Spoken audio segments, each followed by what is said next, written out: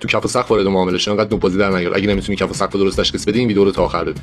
خب ببین هر جایی که تکرار میشه برای ما کف و سقفه. مثل اینجا الان روی این ساختار توضیح میدم، بعد میریم روی چارت.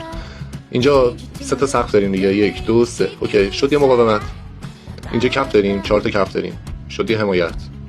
اینجا کف داریم، شد حمایت. اینجا سقف داریم، شد مقاومت. اینجا سقف داریم، شد مقاومت. اینجا فیک بریک اتفاق افتاد. بریکا رو تو ویدیو بعدی توضیح میدم بهتون. اینجا کف داریم، شکسته شد، شد یه مقاومت. اینجا کف داریم، دوباره شکسته شد، شد یه مقاومت. حمایت پول بک میزنه میریزه.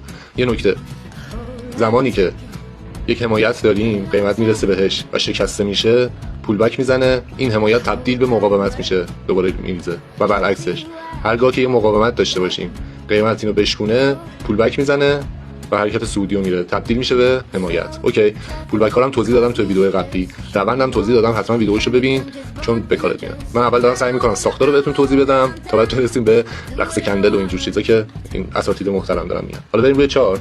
حالا روی چارت من میخوام مقاومت و حمایت رو پیدا بکنم. ببین این شد یه مقاومت، اوکی این شد یه حمایت، این شد یه مقاومت، این شد یه حمایت، مقاومت، حمایت. اوکی دوباره حمایت، دوباره عقب‌تر بیاین، مقاومت که تبدیل به حمایت شد. دیدی؟ همینطور بالایی، همین سادگی. لایک و بکوب، کامنت هم یادت نره.